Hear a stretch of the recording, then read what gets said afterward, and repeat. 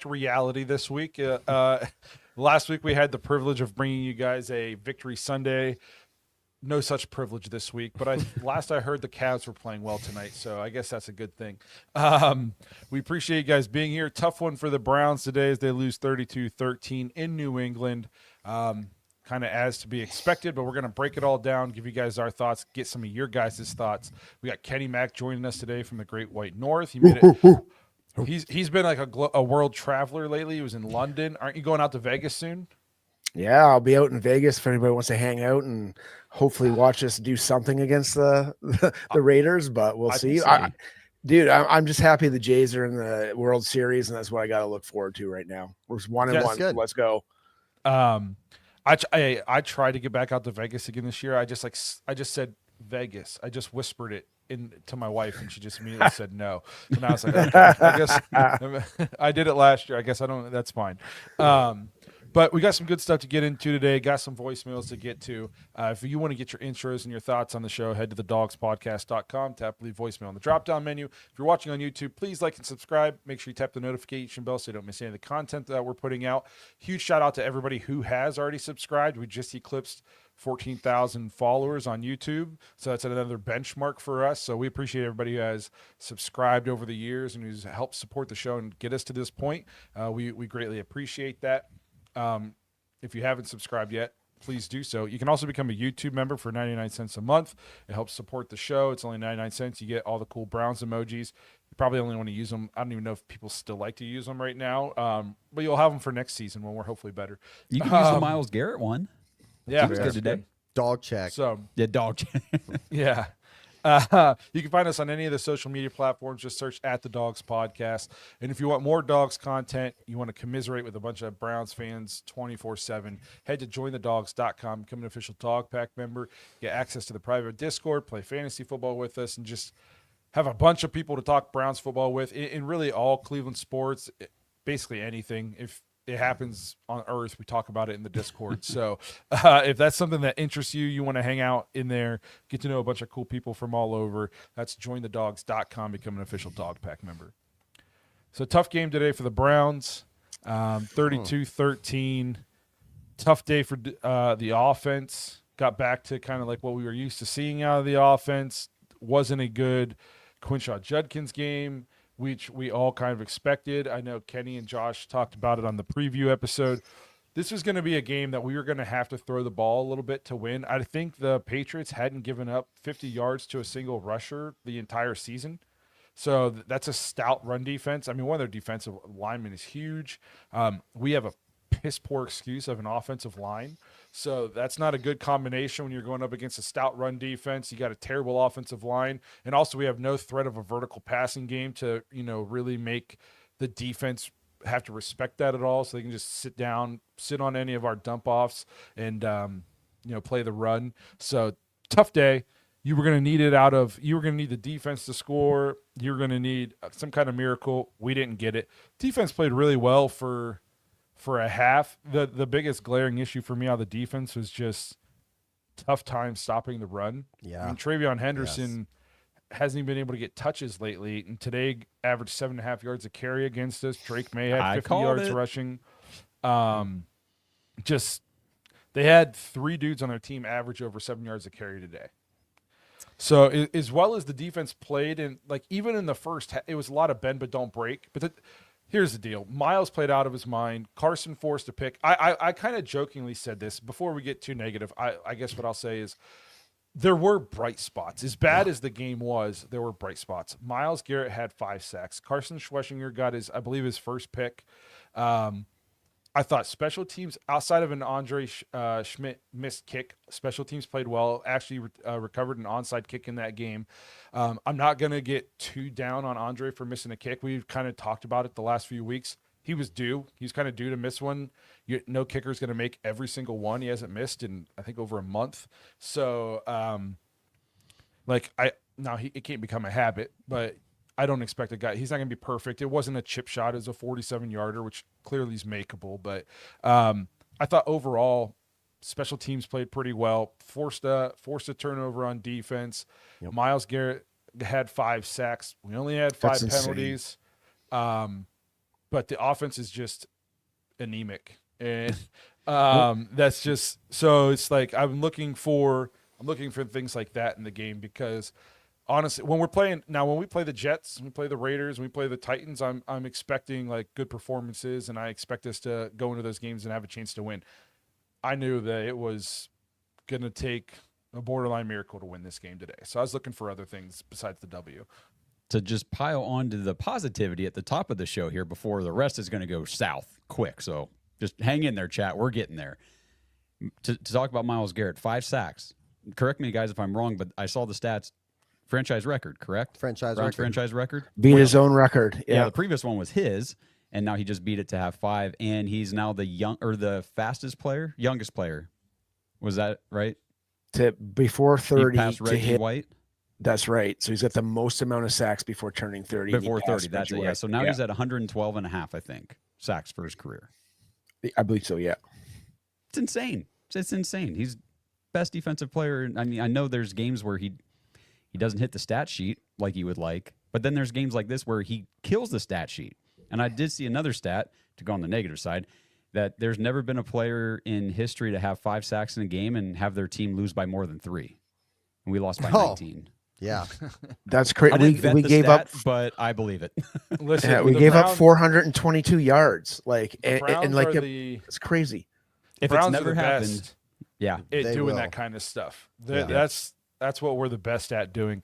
I guess that's just kind of. I guess we can just jump right in, talk about the offense and the quarterback. Dillon Gabriel he's got to be done. And I know Kevin came out after the game and said they're going to stick with him. That's kind of what I expect him to say after the game. We have a bye week. There's a long time between now and the next game. Part of me wants to say, like, I don't think they'll make the switch, but every part of me, every fiber in my being is hoping that they do. Because even if I don't think Shador is going to come in and light it up, I at least think just the fact that he will at least throw the ball downfield a little bit will loosen up a defense enough that maybe it opens up some of the other stuff. Like, you got to at least take the chance. And I don't know what they saw in Dillon Gabriel. And here's my thing is, you fell in love with the guy. Okay, maybe you fell in love with the guy more than you fell in love with the player, and you thought some of his traits, he could run this offense. But there's no need to double down now. We've now seen it for a month. And again, the offensive line is atrocious. The wide receiver core, I don't care what anybody tries to tell me, it's the worst wide receiver core in football. So I understand he doesn't have a lot to work with. But my God, I'm just looking at things like when he tries to throw the ball deep, that interception he threw today, it looked like a middle school kid trying to throw it as far as he could. It was only like a 40-yard pass. It hung up like a punt. I don't think he cannot deliver the ball with any kind of accuracy or beyond 7 yards. And whenever he has to kind of like roll a little bit and it's just like a short 5-yard drag or something, he'll put it on the rope and it's like, okay, that's a nice. But anytime he's got to like air it out a little bit, it seriously looks like he struggles to throw the ball beyond 30 to 40 yards. Like, it takes everything in him to get the ball to go that far. And I'm like, this is an NFL quarterback. Most NFL quarterbacks can flat foot throw 50 yards. This dude's crow hopping to throw 40 yards, and then it hangs up in the air like a punt and gets picked. Also a terrible decision. He was double covered. His first interception, where he was thrown to Njoku. Njoku was actually open. He threw it like 3 feet behind him. It was a terrible throw. And everything you heard about him from like the Browns about being a supercomputer and just being crazy accurate, and we haven't seen literally any of it on the field. No. So it's just like, I'm at the point where you got to make the switch. If they double down on this mistake, that's where I'm going to start turning sour. Like, you can't do this. Answer me this. What did you guys think like when he scored both touchdowns? Did you find that the team was joyous, that they rallied around him? Because I didn't. I thought they rallied around Fannin, thought they rallied around Njoku, David. and then he was kind of like, oh, like, hey guys, like we scored, like I didn't find, like I find he's getting ostracized a little bit. Maybe it's just in my head. What do you guys think? No, what I would say to you about that is going into it, I think you're starting to see now, like, the players don't believe in it. Like, you're seeing frustration. And I'm not saying, like, it's just the offense in general. I think you're generally seeing now players going. The counter argument I heard about Dillon Gabriel up to this point was the play hasn't been good, but he hasn't turned the ball over, even though he should have multiple times leading up to this. There was 3 costly, basically turnovers today. You had the 2 interceptions, and then the safety was just I don't even know what to say about it. If you watching it live, I just went, I don't know what we're doing there. Like, Blake has talked about it, and I'll let him, say what he wants on it. But it was just such a costly, bad move. It cost you 2 points. They get the ball, and you can turn the ball over here and there. Against this team, like, Drake May was dealing today. A lot of people I don't think have got to see Drake May do his thing. This dude is legit, got touch. I was watching it with my father-in-law, and he's like, I didn't know this dude could chuck the ball like this. And I was like, yeah, dude, he's got that. He's got that in the bag. They diced us up today. Dude, that guy picked his times to run too at the right times. God, yeah. And he blew us up as far as like yards for a quarterback running. Like, he looked good, and that's something we don't do. We can't manufacture first downs throwing. Our guy just kind of goes the flats, runs, throws it someone's feet or throws it 3 feet behind them. And I loved what I saw out of May. I just wish we had like 10% of that. Man. That his one touchdown pass to was his Boudier. name Boudier. Yeah. Oh, it's like man, drop that was and a he drop. dropped Yeah, it it's in a the bucket. basket. Yeah, basket And I drop. was like, we haven't had a quarterback on our roster to make that throw that could put it like that since Flacco. maybe like 2023 Joe Flacco. Yeah. You know what I mean? Like, he couldn't have ran it out there and handed it to him any better. And our quarterback, I don't even think would have attempted that throw. No. He would have Well, he already did. come off it. He would have already come off that guy and thrown a check down underneath. It's tough. And then it just, because he won't throw the ball downfield or can't throw the ball downfield, nothing else is open. They just sit on our underneath routes. There's almost no chance to break an underneath one, get any yak, because they're just sitting on them, tackle you right away. The run game, it's tough to get. Even last week against Miami, Quinshon Judkins had a great game, 3 touchdowns, but he still only averaged like 3 yards a carry. And you know what I mean? And that's with a 46-yard run. So I wasn't coming into this game expecting the run game. I sat Quinshon Judkins in fantasy. Like, a week after having 3 touchdowns, I was like, get to the bench. You're not going to I wish I had that choice this week. Yeah, I wish Stefanski would have did that with Dillon, man. Just like what's his face? Get to the bench, man. I didn't even care that he didn't do it this week because Shador wasn't active, and I don't really give a shit to watch Bailey Zappi play. And the game was lost anyways. If Shador would have been healthy and been the 2, I would have been like pounding the table at halftime. Please get this guy in. And I'm not. Again, I don't expect Shador to come in and it be like we look like the greatest show on turf. He'll probably take bad sacks. He might even turn it over some. But Dillon Gabriel, I think you're going to see his turnover numbers, if he stays in, they're going to continue to spike, because those first 3 weeks, it was a miracle that he didn't have a turnover yet. He'd put the ball in harm's way, so it's like the highest rate in the league. I'm pretty sure, or close to it. I mean, he should have 5 interceptions against Pittsburgh, and they 2 dropped picks all against of them. Miami. So like those, he's going to start turning the ball over, but you're going to get nothing else with it. There, no running, no pushing the ball downfield. So I'm willing to take the chance with Shador. I'll take his bad sacks. I'll take a couple if it's going to just. I need to see the ball go more than 10 yards. Yeah. I need to see it. Well, let me play this voicemail from social worker Josh, and then podcaster Josh will tell you his one fear, maybe, about the whole Dillon Shador thing. Hang on a second. Hey, Doug, Sodcat. It is social worker Josh here. We're almost in the third quarter. It's disgusting to watch our quarterback play. I just can't do it. But I do have a question. Is Jerry Jeudy a part of this gambling fiasco that the NBA has going on? Because I swear to God, he's throwing this game. Dillon Gabriel throws up a ball where you have a number 1 receiver. You just got to go catch that goddamn ball. You go catch the ball. You don't turn around and wait for the defense back to catch the ball and then tackle him. That's not what the wide receiver position's for. Help me out here, guys. What the hell is going on? Also, good God, I'm just done watching Dillon Gabriel. Here we go, Brownies.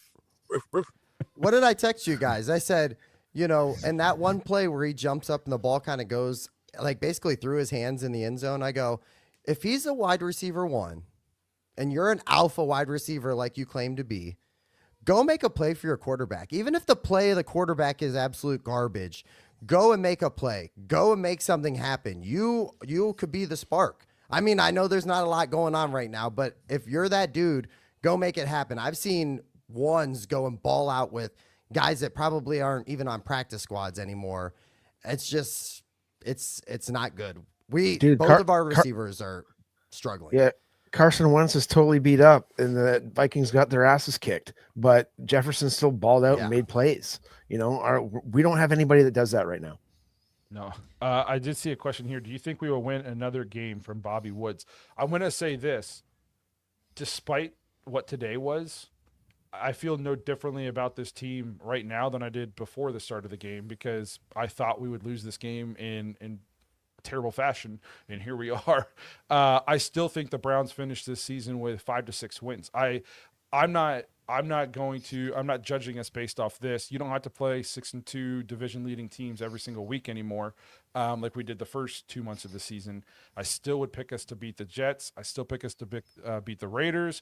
I still pick us to beat the Titans, and it depends on the Ravens game. I'll probably never pick us to beat the Ravens, but we didn't pick him last year at home. That kind of thing. So I think the Browns still get to 5 or 6 wins this year. This game did nothing for me in terms of like how I felt about the team. Everything I knew about the team coming into this game, I still know about the team going out of the game, and nothing has changed. Well, let me pitch this to you. We got Quinshon Judkins. I did not see, I don't know if you guys saw the severity of his shoulder injury that took him out of the game. I don't know if that's going to hold him out of any games after the bye week. Carson Schlesinger has a high ankle sprain. They said he'll probably be out 4 to 6. Sucks. That's a big blow for the defense. Sucks. He's a baller. I'm seeing some of these injuries now, and it's like, so we suck. You got Myles Garrett slamming his helmet, going and sitting by himself at the end of the bench. Obviously, people are frustrated with how things are going, and now you got injuries starting to creep into this. It's like there is a southward bound trajectory this could go real quick. But the thing about Dillon and Shedeur that I wanted to point out before I forgot is Dillon Gabriel started getting first-team reps immediately after he was drafted. The team, Kevin Stefanski, the coaching staff, they said, this guy's ready for that. He's advanced.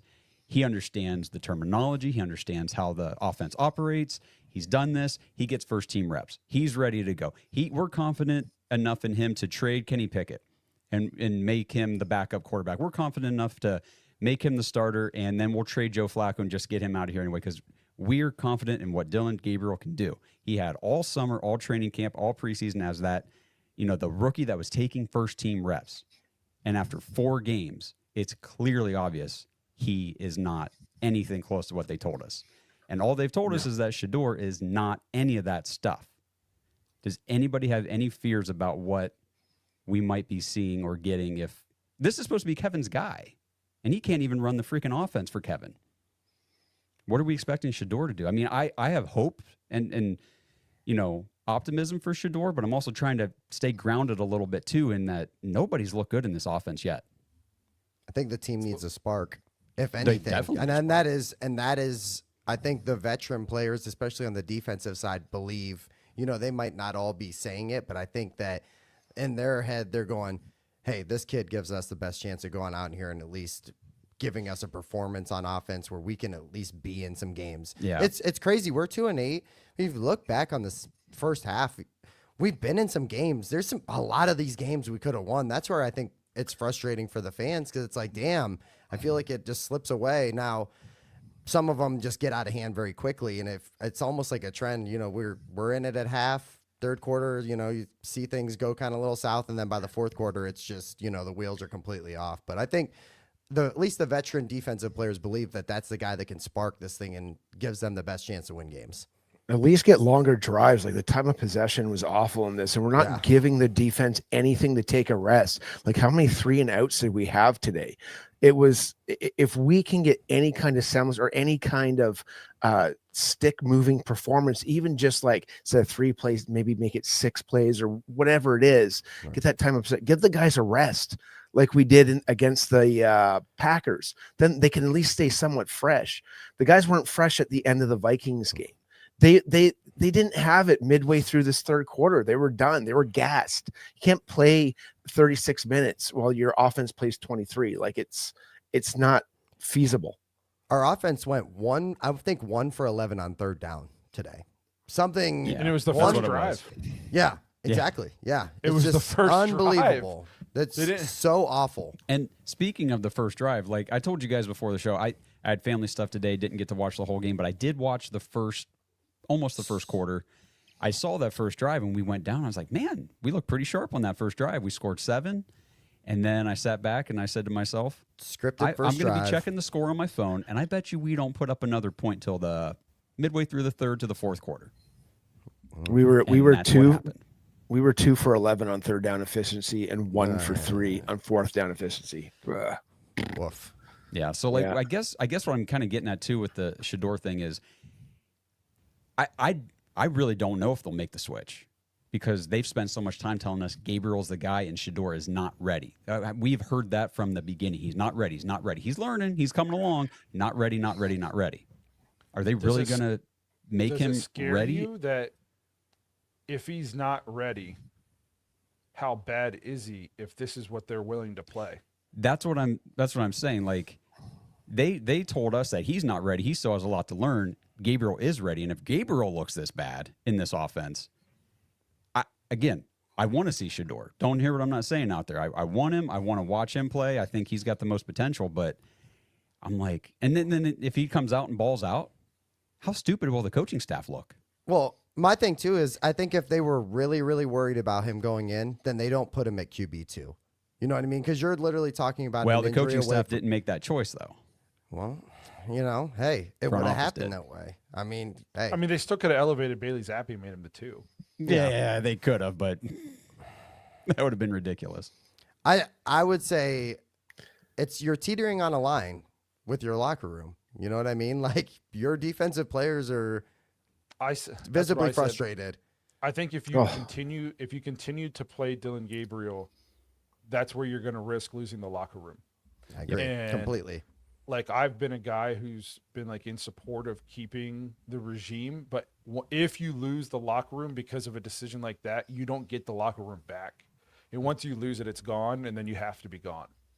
That's where I'll start to change my tune. You can't continue to put this guy out there and be clearly a big part of the problem. Like if Dillon Gabriel is good, we would be able to watch this and go, the receivers are terrible. The offensive line is awful. But we might have something in Dillon Gabriel. Like he's made a couple throws, he's made a couple runs. Like he's a baller, but he just doesn't have anything around him. But it's not like he's part of the problem. That's what the Giants are saying about Jackson Dart, right? Bad offensive line. He's got no weapons, nothing around him. But the dude makes some throws, and you're like, okay, get some pieces. And he's not even playing perfect. He's not even playing perfect. That was Drake May and the Patriots last year. Right, as a rookie, 100%. It wasn't like perfect. It wasn't great by any means, but you definitely saw the flashes where it's like this guy's going to be good. He's got what it takes. That's my biggest issue with just continuing to just shove Dillon Gabriel out there. He's not. It's not the fact that he's not playing great. It's the fact that he's just like not even showing anything.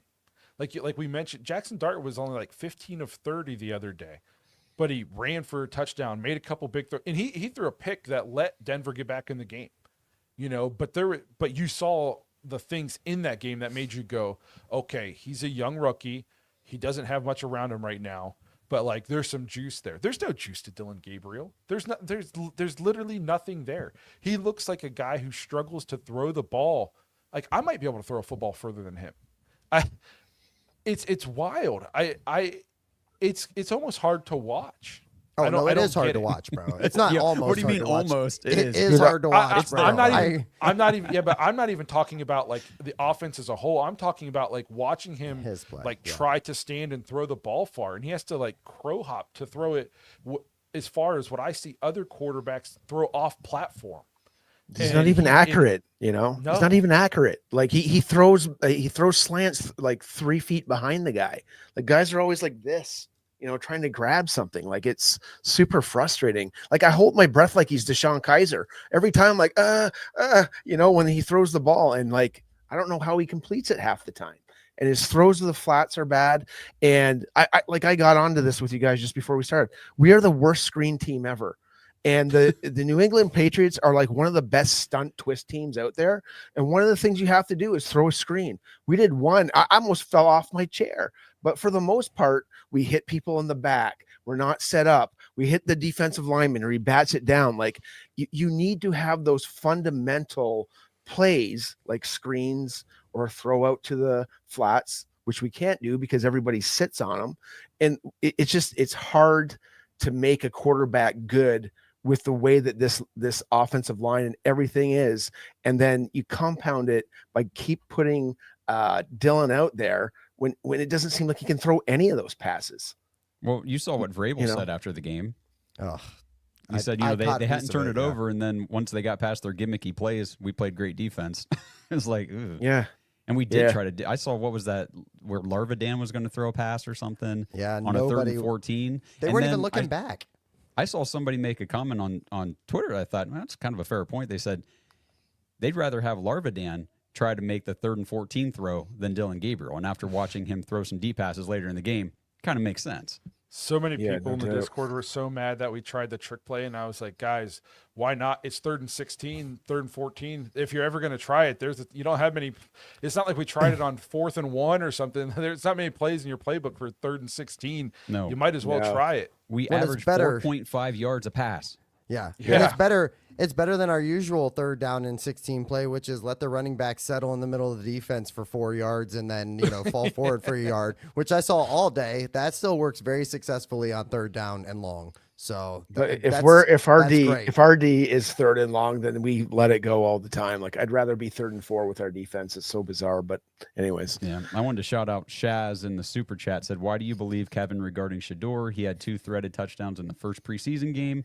Kevin just wants Dillon Gabriel. Obvious. Just go back and watch Shador Sanders, which he did. He made some throws in that preseason game that made us all go, okay, all right. Yeah. And we never really got that with Dillon anywhere, even in the preseason. It was like, okay, he executed a couple 2-minute drives. That was cool. But never really had like those wow throws. What about during Shador camp? Did have a couple. What about during camp with Shador, where we're like, man, okay, there's a deep ball with touch on it, and it's going where we want it to go.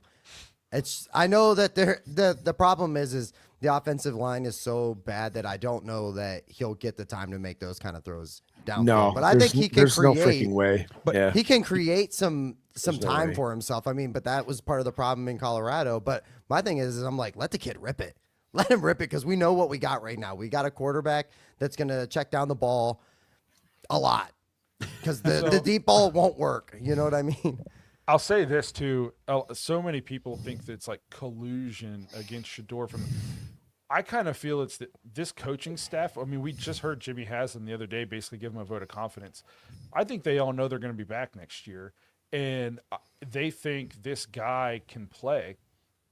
And they're like, look at his wide receiver core, look at his run, look at his line.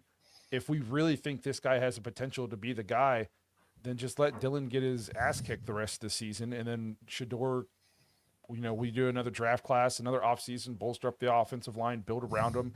And then we let Shador have an offseason to come in, prepare, have an entire camp, and go in and be a starting quarterback for us. Because I think a lot of us have talked, it doesn't necessarily look so much like quarterback next year for the Browns, So I don't know.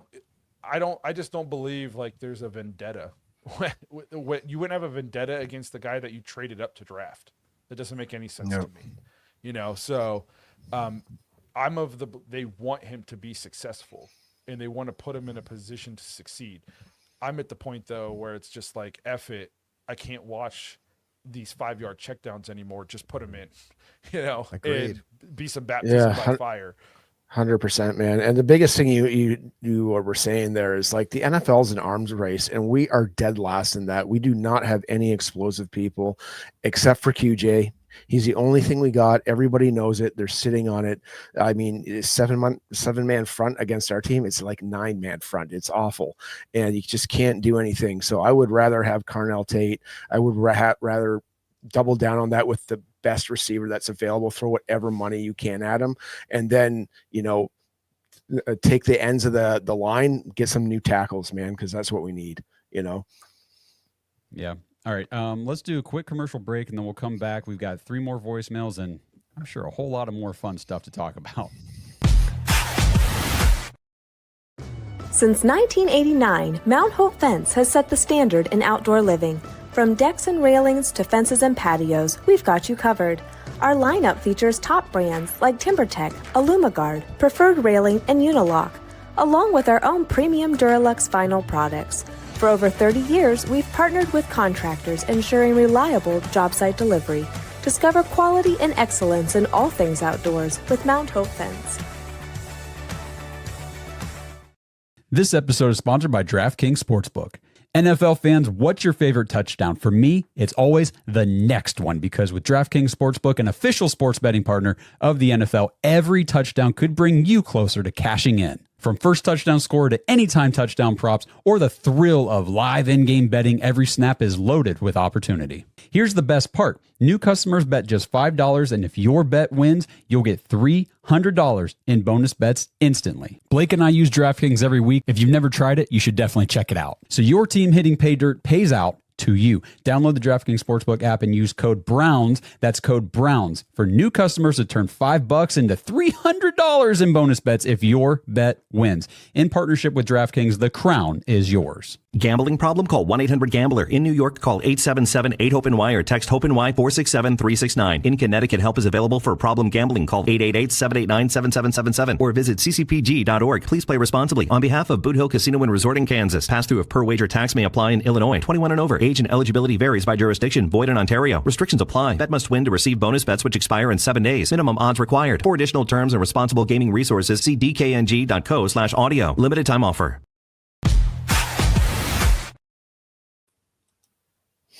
Let's see, Shaz, Blake Shador needs to play this year.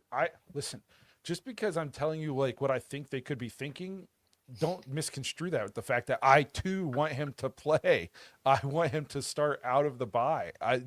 Just because I'm giving you like what I could see different perspectives, that doesn't change the fact that I want him to play. I don't know if there is another person on this show who wanted the Browns to draft him more than me. I wanted them to pick him at 2. I've wanted him since like week 5 of his senior year of college. I was the Shador guy of this show. So don't misconstrue the fact that I can, try to put myself in their shoes and give some perspective with the fact that I want them to play Shador. I think he gives us the best chance to win. Like, please stop. I'm at the point where I'm ready for Bailey Zappi. Even, you know what I mean? No doubt. Like, and I remember that week 18 game where it was rough, and I'm like, yep, okay. Let's go there. Well, I was going to say, speaking of starting Shador, I'll do voicemail from Derek here. What's going on, guys? Derek Frisbee. The game's not even over.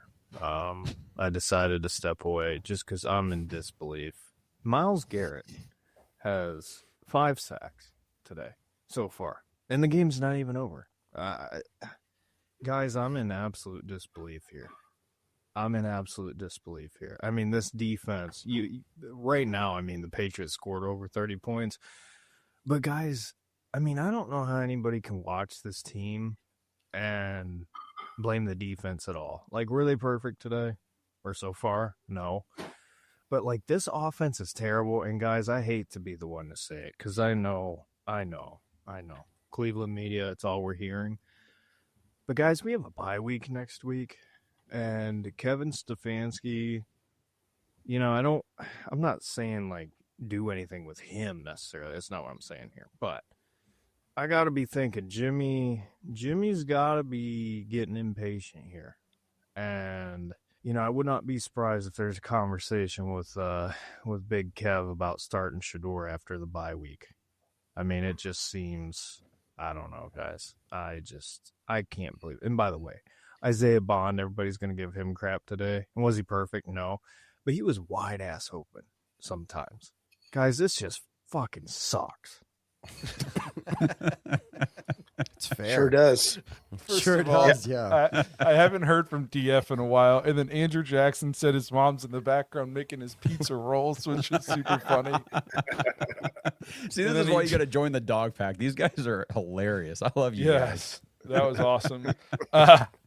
No, it's one of those things like we've harped on. Just I know exactly what play he's talking about too with Bond. That could have been a huge play. Who knows? Maybe a touchdown. And he's so late seeing, such an inaccurate bad throw, and Isaiah Bond ends up having to jump up at the sideline way late. Corner has plenty of time to recover and ends up pushing him out of bounds. No completion. And if it was just like the play last week where the two defensive players ran into each other and Dillon just straight throws it to Jerry Jeudy instead of hitting a wide open Jerome Ford on the wheel route. And if you watch some of these film breakdowns, they're talking like, even if he was looking at Jeudy, once you saw like this guy trying to fight through that garbage, your immediate first read, you should have been to go to the wheel route. And it's like, that's where I'm not buying any of this processing supercomputer bullshit that they try to feed us about Dillon Gabriel, because you watch two guys run into each other and fall down on the field, and he throws it to our guy laying on the ground instead of the guy literally wide open standing in the end zone behind him. Yep. And that's why I also like this is where I will sour on the coach, because he drew up a play that was wide open. And our guy doesn't execute, but he's the guy putting that player in right now and not making the change. And that's where I will start to get mad and start to change my tune, because it's not necessarily the offensive scheme that I think is the problem. It's the fact that he's refusing to put a quarterback in that'll execute it. There's plays to be had. It's not the best offense in the entire world. There's things that can be done to it to spruce it up. I've also talked about that for the last couple of years. But the fact of the matter is there's plays to be made out there. And he's putting a quarterback out there that just literally cannot make any of the plays that are out there to be had. And it's frustrating as crap to watch. I think we're just watching the absolute worst recipe you could possibly have for an offense. Like, every broadcast talks about how predictable our offense is. Everybody who breaks down film and everything says we're very predictable, we're easy to defend, all that stuff. So that doesn't help. And then you put a bad offensive line in front of a bad quarterback and give him bad receivers in an offense that's predictable. This is exactly what you're going to get over and over. I feel like we have the same conversations every single week, especially after away games. It's crazy how the home games, Justin, you talked about how we were in some of the games this year, only the home games, not the away games, except for, I guess, Minnesota in London. But boy, the actual away games in front of like another team's home crowd, forget it. 20-point dogs. You just might as well put it out there right now. It's not even going to be close. Yeah, we're getting blown out every time.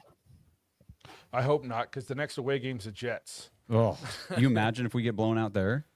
Are we doing the thing? Should we just say right I now? we would talk about it Thursday. People? Yeah.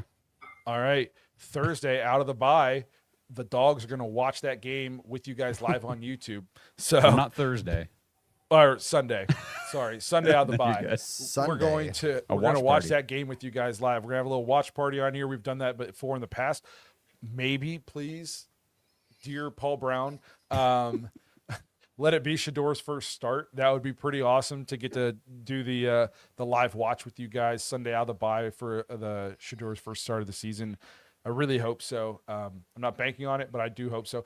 I also believe that's a game, like, if I'm picking, I would pick the Browns to win. So if you go look, the Browns defense, they feast on below average quarterback play. Like we played really tough against a good quarterback for a half today, and then they wore us down. But we've played Justin Fields before. He had negative yards net passing against us. Like they get with 4.5 sacks. Yes, that's the kind of team that this defense just kind of feast on. So that's why that's why I still think there's 5 to 6 wins out there, because the Raiders with their really bad quarterback play right now, the Jets with their bad quarterback play, the Titans, Cam Ward is shown some glimpses, but he's not exactly playing at a super high level, and they're also very bad offensively in terms of personnel. Like those are the kind of games that I think the defense can, like what they did against Miami. Like that's how we'll get those wins. I don't want to sour the watch party ahead of time, but New York has a pretty good running back. Yeah, but today's like the first day they've given him the ball. I would keep giving him the ball. He's pretty good. He hasn't done anything this year. Don't underestimate the very real Browns chance that we go out to Vegas and they start Kenny Pickett and beat us. That would be Browns for sure. Right? I've had that in the back of my mind for sure. Can't wait. I think Isaiah Bond is good. He's got a horrible wide receiver coach and needs to be more of a 3 or 4. Well, that's the whole problem. One, you're not that good if you're a wide receiver 3 or 4. That means you're like a fringe roster guy. And then 2, that's the problem. I said that 3 weeks ago. He'd been on this team 2 weeks, and he was running him out there as wide receiver 2. That tells you how bad the offensive personnel is on this. And we've barely talked about the line. I watched a lot of last week's game, the all 22. It's atrocious in the run game. They don't block a soul in the run game. It's awful. It's so bad. And it's one of those things too where it's like, if we just block this one guy, this is a 10-yard run. And instead it's a 1-yard gain or nothing because we don't block anybody. We have guys on ice skates just getting blown up. It's the offensive line is the offensive line. We might have I don't know enough about other teams' offensive lines because, I'm not doing a deep dive on all their offensive lines, but I'd have to say, if I was a betting man, we have maybe the worst offensive line in football and the worst wide receiver core in football. That's not a good recipe. That's a tough recipe for any kind of success. What if the quarterback play is also at the bottom? You get this. You get this. Yeah. This is where this is it. If you just take a look at the PFF grades, and some people love them, some people don't, but we are dramatically lower than every team, like the Titans included.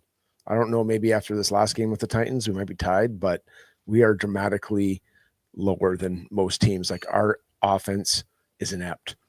And it's like Blake was saying, you have to get push off the ball to get a running game. We get none, and we make every defensive front look like they're all-stars. Yeah. It's just kind of crazy too, just kind of glancing at the box score and look at the quarterbacks. Dillon Gabriel, 21 completions, netted him 156 yards. Drake May had 3 fewer completions, and he had damn near 300 yards. Yeah. It's terrible. This is just... And I told you guys, I could be wrong. I think he had 116 yards at halftime. So we're talking 40 yards for the rest of the game.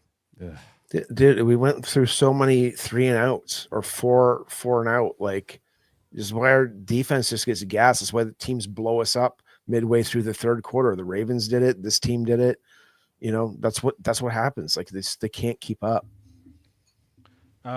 Go Buck says, I saw some stats from 2019. I think it was Kitchens had better offensive production than Stefanski's had, and he was fired. At least comparing that roster to this roster, though, is apples and oranges. He had Baker Mayfield, Nick Chubb, Kareem Hunt, I believe. Was Kareem here for that? Odell Beckham, Yep. Jarvis Landry, David Njoku. His offensive line was a top 5 offensive line at the time. We're a long way away, and that's why my bigger gripe is more with AB than anything. Is we're a long way away from that offensive roster. Those guys got old and moved on and stuff like that, and then we just replaced them with nothing. Yeah, none of his offensive Or we just kept riding worth it. anything. Yeah. The offensive line, for the most part, is, obviously we've added Posek and stuff like that, but part of the problem is we got real old waiting on our franchise quarterback to be our franchise quarterback, and he's out again this year. And when he did play, he was bad. Which is crazy, because even if he was the franchise quarterback that they wanted him to be, this would still be the offensive line. Even if he was good, he'd still be getting pressured at a crazy rate. He wouldn't have time to make the reads and the throws that he would, probably like to make. I don't know. I just don't understand what the plan was. We'd have a lot more wins before this point, though, supposedly. We'd be, maybe there was and also we expected him to be the kind of guy who'd make plays anyways. And we see where we're at. Justin, I got to throw some cold water. I know you've been saying all this time that we're going to see him this year. They're going to do it. They're going to stick him out there. But I'm worried. Jimmy just came out the other day and again called him a failed trade in an interview. And it's Good. I just don't know how they do it. I mean, the owner's out there still bashing you. It's one of my biggest fears as far as you want to see the morale of the fan base just absolutely crumble. And I don't even know about the locker room. You know what I mean? Like, I can't speak for the players, obviously, and they're not going to come out and go, yeah, we're not feeling that. But I was at that game where he got injured. I watched people cheer for the injury. You know what I mean? Like that would be a complete slap in the face to the organization. But all I said was just watch out. It's going to be a workout video here real soon. Real soon. Yeah, I don't think the fan base, like you said, I don't think the locker room. We heard people talk about last year, like how the team was built around one guy instead of everybody. I don't think they want him back. I don't.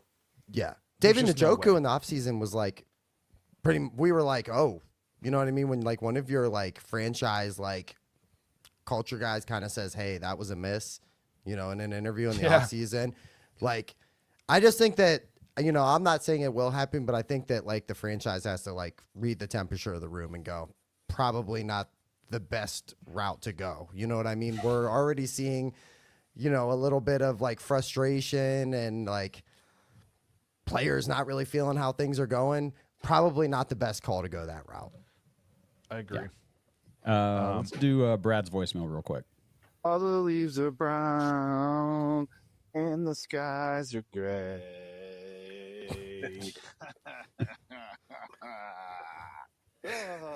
Oh, man. Oh, the comedy show was on today. Oh, boy. Well, expectations were low. Tried to keep them low. But, you know, of course, got a little frustrated with how the offenses run, of course. But, you know, what can you do? I think we kind of saw, you know, the worst of Dillon Gabriel today. So that was fun to watch. Defense looked promising for a little while. You know, it just fell apart because, you know, offense can't move the ball worth anything really outside of scripted plays. So that was fun. Yeah, I don't know much more else to say. Offense is just terrible. I don't know. Let's go Browns, I guess, you know. Bye week. We can't lose that, right? Let's go. Woof, woof. Hey, we managed to lose a Thursday night football game that we weren't even playing in. We can lose a bye week. We won't lose the bye week. My prediction right now is we're 1-0 next week. Dude, if they come out and say Dillon Gabriel will start after the bye week, that's probably losing the bye week. Yikes. That is very true. It'll be tough. I'd like to say that was the most optimistic I've heard Brad Moneymaker in like 2 months. I think After he a was loss, confusing fun with frustrating, but it's so good okay. for Brad. It's fine. It's fine, brother. I think from the Discord though. Oh, there we go. That's something good, right? So, but I think from the Discord, I think we laid it down pretty good. If you're expecting a win, you know, based on the history, based on the stats, based on everything, like, I don't know, man. I said last week on our on this episode last week, I said I thought the Browns would win, including the Miami game, 4 of their next 5. That was my hot take I was putting on the ether. And I said, obviously the Miami game we won. I said we'd lose the Patriots, and then I predicted a 3-game win streak out of the bye. The Raven, if Lamar's back, maybe we're 2-1 after the bye. Okay, maybe, but I'm leaving it out there. I do think, again, I don't think we're gonna see anything that resembles like playoff caliber football. But I think we saw against like what like real bad teams are in the NFL, like the Miami Dolphins. We can go out there and lay a smackdown on somebody. Like, as long as our guys are still bought in, which is why I think it's such a risk to keep putting Dillon Gabriel out there. Because as of now, guys are still playing hard. Like, we're still competing. We're still fighting. If Andre makes a field goal, we have a lead at the half today. And it's like we're still fighting. But if you continue to put this guy out there when everybody in the locker room knows he can't play in the league, you're gonna start to lose the locker room. Now all of a sudden the games I think are winnable on the schedule become games you probably lose.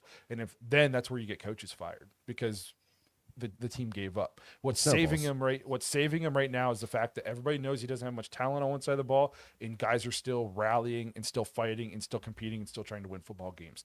As soon as that stops, your job security pretty much goes out the window. Yeah, it was literally like the worst way to go out before the bye week. And I think, Blake, you said it.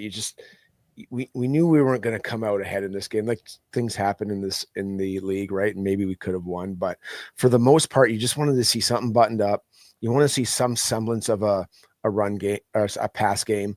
We knew we weren't really going to run, but maybe we could pop one off. And you just want to see the defense like ended on a good note, right? That none of it happened. And we were saying before this, now we got to hear about Dillon and fire the coach. And it's going to be 2 weeks of this crap, right? It's just a terrible way to get in to the bye week, and it's just a bad demeanor overall for the fans, for the players, for the coaches. So go ahead, Justin.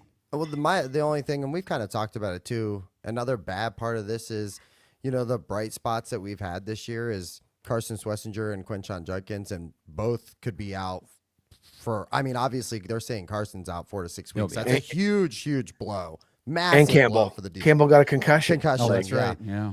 At least we have the bye. Campbell will hopefully be back. He might be able to come back, But Judkins, you see shoulder. Bucky Irving has been out a month now with a shoulder injury. But they should have put him on IR. They didn't. I don't know what they're thinking. Didn't? I thought they did. They did not. No, he's just been an out every out. Yeah.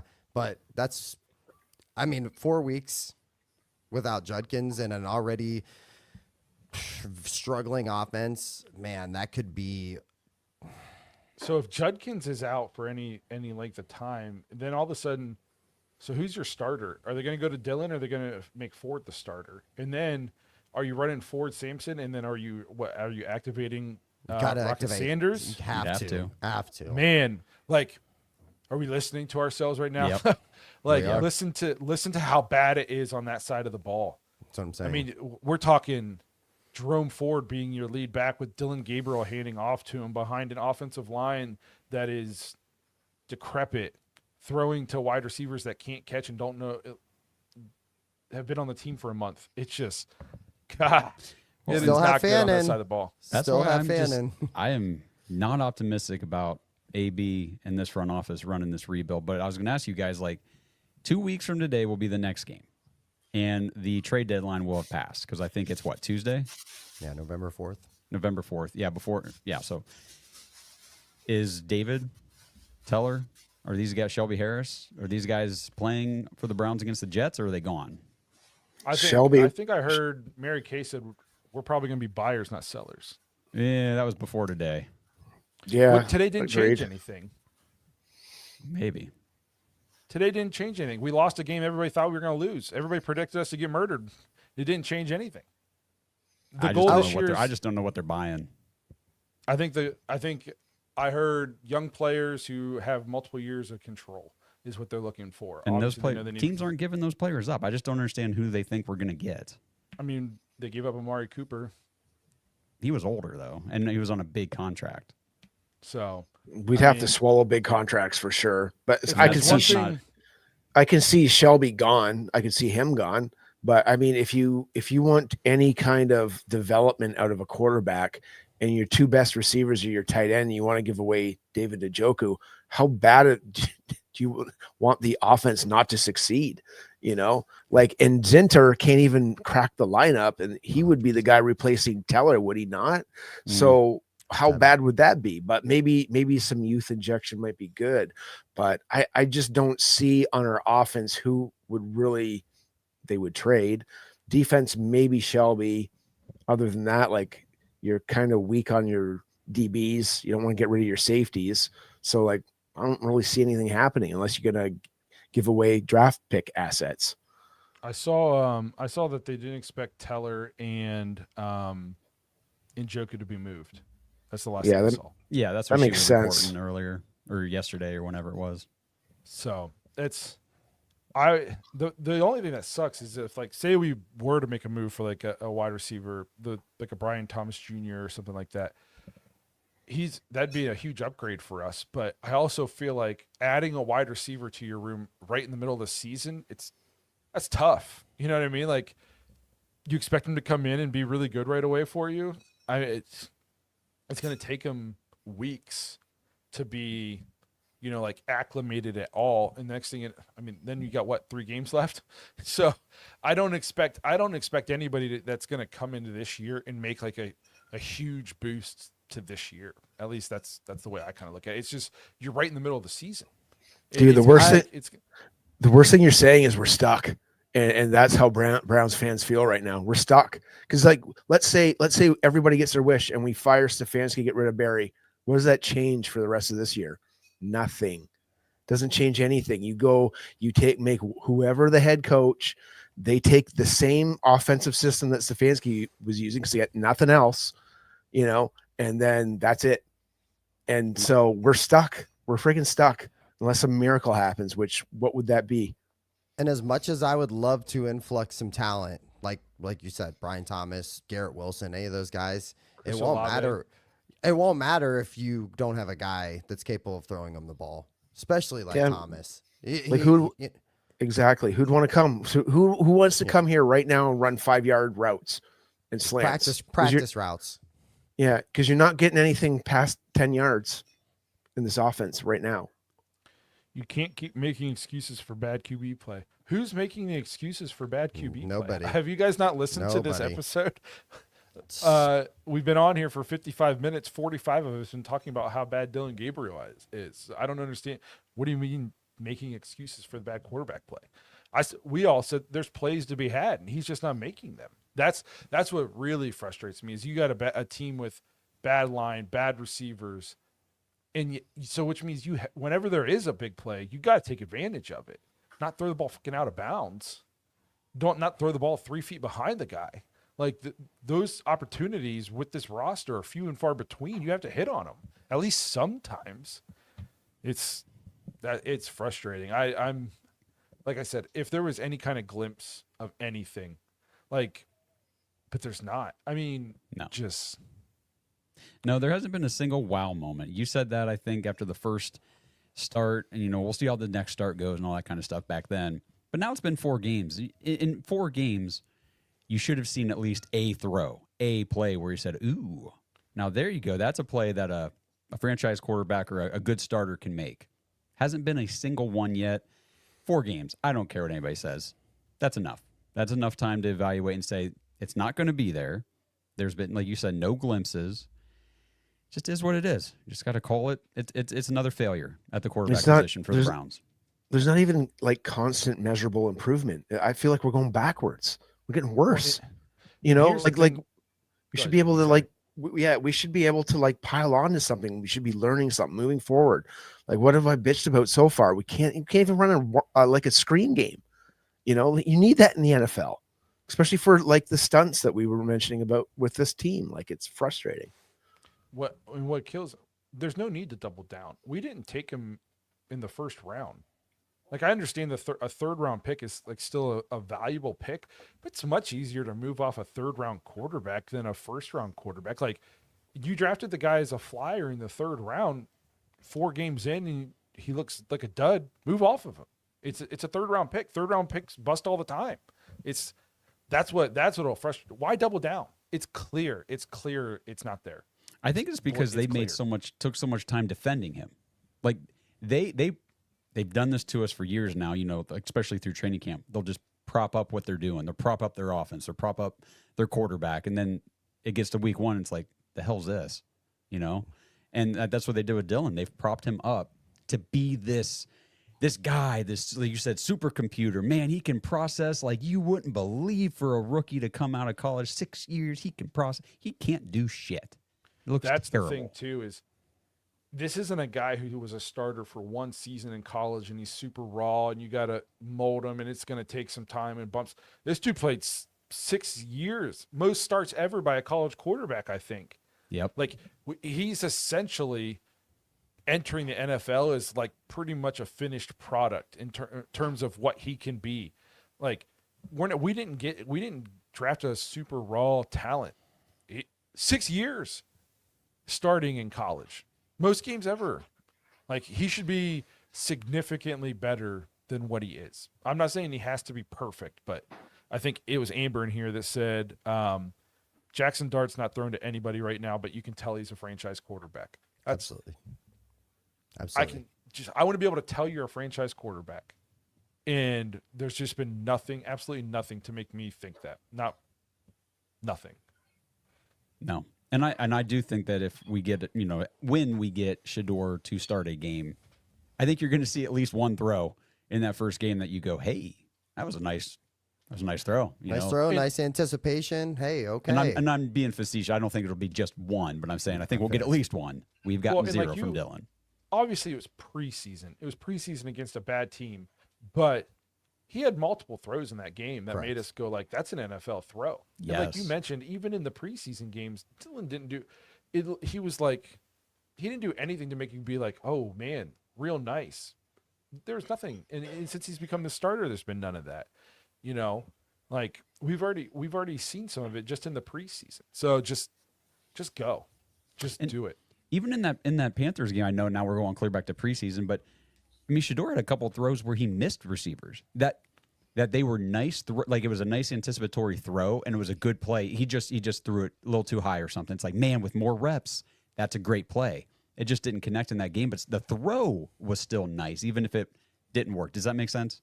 Like, absolutely. Yes. The execution of the play, I know it didn't work, but it was like, okay, we'll get that. He read a guy. I remember him reading a guy wide open. It was high flats, and he just overthrew him. He stepped up into it and flew it over his head. But like you said, more reps, the better. All right. Yeah. Do we have one more voicemail to get to or something?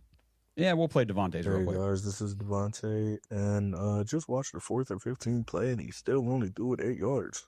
I really want to know why they chose him over Jackson Dart. Like, with Jackson Dart on the table, and then Jacksonville made such a big trade offer that they were okay with that. And granted, I'm not hating the trade. I think the trade worked out, really. Boy, this offense is hard to watch. Put Shador in. It's a bye week. Let him get the Jets. Let him, just let him play. Dillon Gabriel has shown he's average. No, below average, honestly, at best. Kevin has shown continuously that he can't call past the 15 scripted plays. Honestly, I think it's time. I think it's time to blow it up. Honestly, I think it's time to blow it up. There's no point in having Myles, Denzel, Chief. Just blow it up. Start over, man. Good try, but well, go Browns. Oof. Some of those contracts you just can't blow up, unfortunately. No, I'm not willing. I don't want to blow anything up unless they shovel Shador down our throats. Locker room gets lost, and you mean Dillon? Dillon, and we get blown out by the Jets. We get blown out by the Raiders. We get blown out by the Titans because we've clearly. Then all the people on here will be like, "He was." I'm saying it now. If that becomes the case, that's where you'll hear me change my tune. Right now, there's still things I can look at. We're still playing hard. To me, maybe this is the hot take, but I watched this game today, and I didn't think, we didn't look like a poorly coached team to me. We looked like an outmatched team. We played them as tough as we could for a half, and then they just overwhelmed us. They were just better than us. That's the way I look at it. And until we just give up, I'm not in blow it up mode. We are definitely lacking talent. To mention Myles, though, him sitting at the end of the bench, you think he's still yelling at the coach right now? Or do you think he's just still hot and sitting by himself in that stadium? Because he was hot, man. When he threw his helmet down, I think that's still stuck in the earth, man. That was crazy. But I've been like that. I've been on a team and we weren't winning, and I've lost it like that where I didn't need to be talked to. But I mean, that also could be what we're saying is maybe that's the little thing where you start losing the locker room. What do you guys think? They asked him was he about mad it after because the game. Was he mad because they didn't put him back in the game, or was he mad because they were losing? I didn't watch any post game press conferences. He wanted to go back in because their starters were still in, and he was pissed that we're losing because they asked him about whatever dealing with losing like this, and he said it doesn't get any easier each week you ask me. Yeah, I know we talked about it. I like that he's intense. He's still checked in. He still gives a shit. The second that you see him just not care and just the effort's gone, the emotion's gone, then you start worrying because that's your franchise player on that side of the ball. It's like when you your dad or your somebody's beating your ass and they're like, I'm only doing this because I care. I care about your future. Yes. But you know what I mean? He's still bought in. He wants to win. He says that every week. You know what I mean? It's probably super annoying for him to go to these press conferences because he knows the questions that they're going to ask. How you feel about the offense? You think it's getting any better, Myles? Like, is it any easier that you get stuck on the field for the whole damn game? No, it probably doesn't, and it gets annoying, but the dude's still bought in. You see it. I said last week, I went up to the game, and he was doing his little pregame, hype speech, and I was like, whoa. I was like, that's the most locked in I've ever seen Myles Garrett. Like, pregame. Like, the dude was fired up. He was intense. I'm like, okay. And, I mean, he's had – you literally go, okay, the dude's playing out of his mind right now for the last 2 games for the most part. And he cares. He doesn't want to lose. The second you see him checked out, then you start worrying. You see the players check out, the locker room check out, then you can worry. I appreciate his fire and his intensity. The cynic in me wants to say, bro, you signed up for this. Yeah. Like, you could just be sitting out right now, but they threw a bag at you and you took it. So There's part of me is I totally get that, and I see people say that, and I don't disagree at all. Like, you came out and called out the team and said, this team sucks, they're going nowhere, I want out of here. They put the dollar amount in front of you, and you said, never mind, sign the dotted line. But he's still not accepting it. Like, okay, I took the money, so I'm okay with sucking. Like, I'm still not okay with the way the team is going in the direction, and that part of it I do. I understand him, and I appreciate that too. And like I like that he's still bought in. Like you said, Justin. If he's not bought in, then that means you're the locker room's screwed. starting to go. Real screwed. Yeah, you're screwed. Like if he's not screaming and yelling and pissed that they lost, that means the locker room is further gone. Like, him yelling and being pissed isn't a sign of the locker room being gone. Him being checked out and not caring and joking on the sideline would be the sign that the locker room is gone, at least in my opinion.